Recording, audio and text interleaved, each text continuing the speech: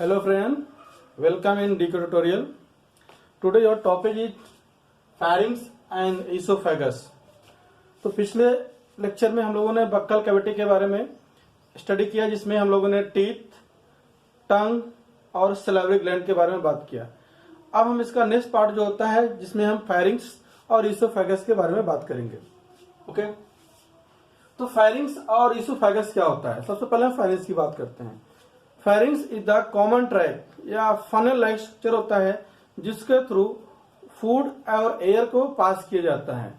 फिर आगे जाकर के एयर चला जाता है ट्रैकिया में और फूड चला जाता है इसोफेगस यानी कि फूड पाइप में चला जाता है। ओके, तो ये क्या हमने रफ स्ट्रक्चर बनाया है बक्कल कैविटी का। तो फायरिंग्स कहाँ होता है? ये स्ट्रक्चर क्या होता है? फायरिंग्स कहलाता है। ये क्या कहलाता है? फायरिंग्स कहलाता है। फायरिंग्स के बाद यहाँ से दो रास्ते हो जाते हैं। यहाँ ऊपर क्या होता है? छोटा सा लिड लाइट स्ट्रक्चर होता है, मैंने बता रखा है। इसका क्या नाम होता है? एपिग्लॉटिस। क्या होता है? एपिग्लॉटिस। एपिग्लॉटिस क्या करता है? ये फूड को ट्रैकिया में जाने, ये ट्रैकिया होता है, इधर ट्रैकिया होता है, इधर क्या होता है? इसोफेगस होता है। तो फूड को ट्रैकिया में जाने से एंटर करता है। ठीक है, प्रिवेंट। तो फायरिंग्स का बेसिक काम क्या होता है? ये फूड को और एयर को आगे पास करता है। एयर चला जाता है ट्रेकिया में और फूड चला जाता है इसोफेगस में। ओके, तो फायरिंग्स के पास एंटीरियर और पोस्टीरियर पार्ट पर अलग अलग ओपनिंग्स पाई जाती हैं। तो अगर हम इसके एंटीरियर पार्ट में देखते हैं तो एंटीरियर पार्ट में यहाँ क्या है? ये बक्कल कैविटी है। ये क्या है? बक्कल कैविटी आगे खुलता है और ऊपर से क्या होता है? Nasal chamber. नेजल चैम्बर का लास्ट पॉइंट क्या कहलाता है? नेयर कहलाता है। तो ये नेयर्स कहाँ खुलता है? फायरिंग्स में। बक्कल कैविटी कहाँ खुलता है? फायरिंग्स में। तो इसकी अलग अलग ओपनिंग का अलग अलग नाम दिया जाता है। जैसे अब जो नेजोफेरिंग्स है, नेजोफेरिंग्स क्या होता है? Nasopharynx is the common opening of नेयर्स and pharynx. नेयर्स क्या होती है? जो नेजल चैम्बर की लास्ट पॉइंट होती है उसको हम नेयर्स बोलते हैं। तो ये क्या होता है? नेजोफेरिंग्स क्या होता है भाई? ये कॉमन ओपनिंग होता है नेयर्स और फेरिंग्स का। ठीक है, और ओपनिंग ऑफ क्या होता है? इसकी जो ओपनिंग होती है, ठीक है, जहां पर ओपनिंग होती है वहीं पर यूस्टेशियन कैनाल पाया जाता है। यूस्टेशियन कैनाल क्या होता है? हमारे क्या जब कान की बात करेंगे, ईयर की बात करेंगे, तो एक एयर को बैलेंस करने, एयर प्रेशर को बैलेंस करने के लिए ट्यूब पाई जाती है जिसका नाम होता है यूस्टेशियन कैनाल। और वो कहाँ जाके खुलती है? फेरिंग्स में। ठीक है, जो एक्सेस एयर प्रेशर वगैरह होता है वो जाके कहाँ खुलेगा? फेरिंग्स रीजन में। ठीक है, तो इसको हम क्या बोलते हैं? यूस्टेशियन कैनाल बोलते हैं। ओके, तो जो नेजोफेरिंग्स की जो सेल्स होती हैं, टिश्यू होती हैं, कैसी होती हैं? Lined with the ciliated columnar epithelia and pseudo stratified epithelia. ठीक है, तो इसकी जो टिश्यूज होती हैं नेजोफेरिंग्स की, किसकी बनी होती हैं? सीलिएटेड कॉलमनर एपिथेलिया, मतलब उसमें सीलिया होती है और कॉलम लाइक होती है। दूसरा होता है pseudo stratified epithelia. Okay, second opening जिसका नाम क्या है? ओरोफेरिंग्स। ओरोफेरिंग्स क्या है? नाम से क्लियर है। ओरो मतलब ओरल कैविटी एंड फेरिंग्स मतलब फेरिंग्स।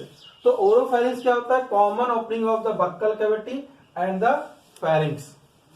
ओके, इसकी टिश्यूज की बात की जाए तो इसके जो टिश्यूज होते हैं किसके बने होते हैं? ये non keratinized squamous stratified epithelia का बना होता है। ये क्या है? टिश्यू का टाइप है। जब टिश्यू चैप्टर पढ़ते हैं तो उसमें ये बताया जाता है कि टिश्यू कितने टाइप के होते हैं। ठीक है, तो ये क्या होते हैं? Non keratinized stratified epithelia. मैं इसके बारे में आपको थोड़ा सा बताता हूँ कि नॉन केराटिनाइड मतलब क्या होता है? इसमें केराटिन नहीं होता है। और स्क्वेमस स्ट्रेटिफाइड मतलब क्या होते हैं? इसमें स्क्वेमस टाइप की एपिथेलिया होती है जो क्या होती है? कई लेयर में पाई जाती है। स्ट्रेटिफाइड मतलब कई लेयर होना। ठीक है, ओके। थर्ड ओपनिंग है लैरिंगोफेरिंग्स। लैरिंगोफेरिंग्स नाम से क्लियर है। लैरिंगो वर्ड जो आया है लैरिंग से आया है। तो लैरिंगोफेरिंग्स क्या होता है? लैरिंगोफेरिंग्स क्या खुलता है? ट्रैकिया और लैरिंग के पास में खुलता है। लैरिंग्स क्या होता है? लैरिंग्स का कॉमन नाम साउंड बॉक्स होता है जिसमें साउंड प्रोड्यूस करने वाली सीलिया या सेल्स पाई जाती हैं। ओके, इसका टिश्यूज क्या होता है?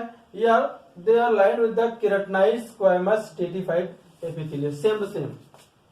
Same this. ओके, उसके बाद हम बात करते हैं वाल्डेयर रिंग क्या होती है।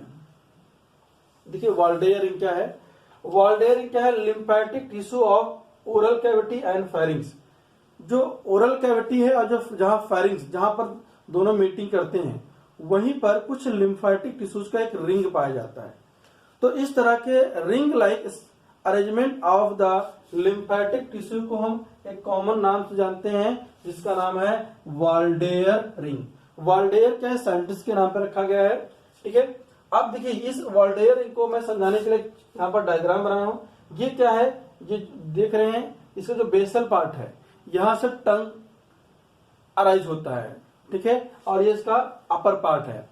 ठीक है, जहां पैलेट एंड होता है। तो ये क्या है, हमने दिखाया, ये पोजीशन क्या है, this position indicate the meeting point of oral cavity and the starting of the pharynx. उस पोजीशन पे क्या होता है, ये सारे gland, not gland, lymphatic tissues क्या होते हैं, एक रिंग में अरेंज होते हैं। ठीक है, सबसे जो ऊपर पाया जाता है अपर या पोस्टीरियर साइड पर रिंग पे, उसका नाम होता है फेरेंजियल टॉन्सिल। फेरेंजियल टॉन्सिल, अब टॉन्सिल किसके बने हैं, लिम्फेटिक टिश्यू होते हैं। तो लिम्फेटिक टिश्यूज या टॉन्सिल का काम क्या होता है, पहले समझ लेते हैं। लिम्फेटिक टिश्यू या टॉन्सिल के काम क्या होता है, ये इम्यूनिटी को बूस्ट करने में हेल्प करते हैं।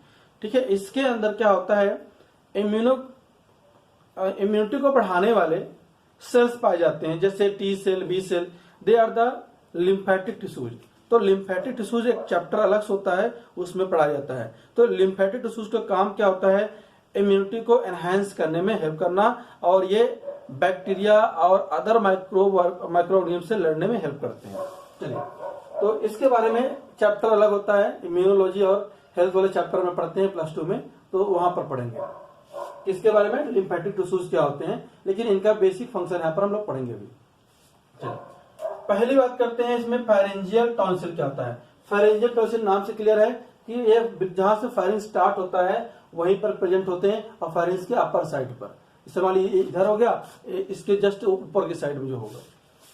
तो फेरेंजियल टॉन्सिल जो होता है, अगर बचपन में, चिल्ड्रन में इसमें इन्फेक्शन हो जाता है, तो उसको हम क्या बोलते हैं, एडिनोइड बोलते हैं। क्या बोलेंगे, एडिनोइड। एडिनोइड होता क्या है कि इसमें बात करने में, बोलने में, खाना वाला खाने में बच्चे को प्रॉब्लम होती है, ये नॉर्मल होता है, ठीक हो जाता है। ठीक है, उसके बाद दूसरा टॉन्सिल या टॉन्सल, ट्यूबल टॉन्सिल है। तो ट्यूबल टॉन्सिल क्या होता है, ये कहाँ होता है, यूस्टेशियन या ऑडिटरी कैनाल जहां खुलता है उसके पास में होता है। उसके बाद तीसरा क्या है, पैलेंटाइन। पैलेंटाइन लिम्फेटिक टिश्यू है। पैलेंटाइन क्या होता है, इसमें अगर देखिए ये क्या होता है, जहां टंग होता है, टंग से थोड़ा सा ऊपर दोनों साइड में पाया जाता है। तो अगर इसमें इन्फेक्शन हो जाता है तो उस बीमारी को हम क्या बोलते हैं, टॉन्सिलाइटिस बोलते हैं। क्या बोलते हैं, टॉन्सिलाइटिस बोलते हैं।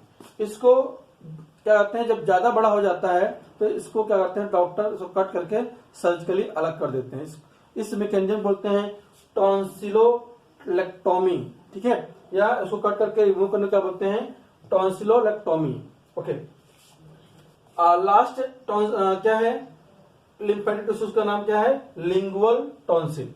लिंगुअल टॉन्सिल क्या होता है, जहां से टंग बाहर निकलता था, हमने टंग में भी बता रखा था इसके बारे में आपको। टंग का जो बेस होता है वहीं पर प्रेजेंट होता है, और ये बिल्कुल बेस ऑफ ओरल कैविटी के एंड पर प्रेजेंट होता है।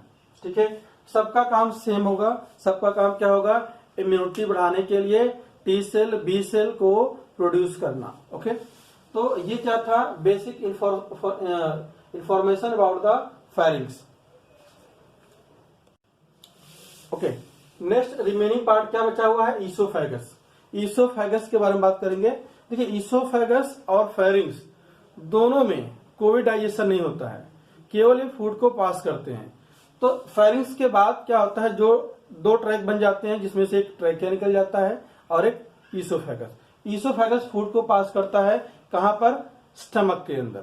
ठीक है, तो ईसोफेगस क्या होता है, एंटरनली बात किया जाए तो एंटीरियरली क्या होता है, फेरिंग से जुड़ा होता है, और पोस्टीरियरली बात किया जाए तो ये स्टमक से जुड़ा होता है। ये क्या करता है, फेरिंग्स को फूड को रिसीव करके स्टमक तक ले जाने का काम करता है। तो देखिए इसमें क्या होता है, ये ट्यूब लाइक स्ट्रक्चर होता है। स्टार्टिंग में देखा जाए तो सिंपल में ये ट्यूब लाइक स्ट्रक्चर होता है, या जाकर कहां जुड़ता है, ये स्टमक के अंदर। ये इसे मान लीजिए ये, और ये जाके कहां खुलता है, स्टमक के अंदर खुलता है। ठीक है, इसको हम क्या बोलते हैं, इसोफेगस बोलते हैं। ठीक है, इसकी जो साइज होती है ये वेरियस ऑर्गेनिज्म में या अलग अलग कहते हैं, ह्यूमन में लेंथ इसकी अलग अलग, यानी एवरेज की बात की जाए तो ये 8 से लेकर 12 सेंटीमीटर के आसपास होता है। इसमें एक स्पेशल टाइप की मूवमेंट पाई जाती है जिसके थ्रू फूड फेरिंग से स्टमक की ओर क्या होता है, प्रोसीड करता है। तो इस मूवमेंट को हम क्या बोलते हैं, पेरिस्टाल्टिक मूवमेंट। क्या बोलते हैं, पेरिस्टाल्टिक मूवमेंट।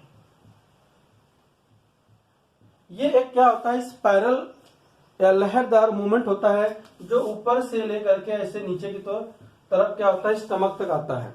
इसके थ्रू क्या होता है, फूड अंदर की तरफ आता है। तो इस तरह का जो मूवमेंट होता है उसको हम क्या बोलते हैं, पेरिस्टाल्टिक मूवमेंट। तो पेरिस्टाल्टिक मूवमेंट के हेल्प से क्या होता है, फायरिंग से फूड स्टमक में आराम से आ जाता है। इसका डायरेक्शन क्या होता है, हमेशा फायरिंग से स्टमक की तरफ होगा।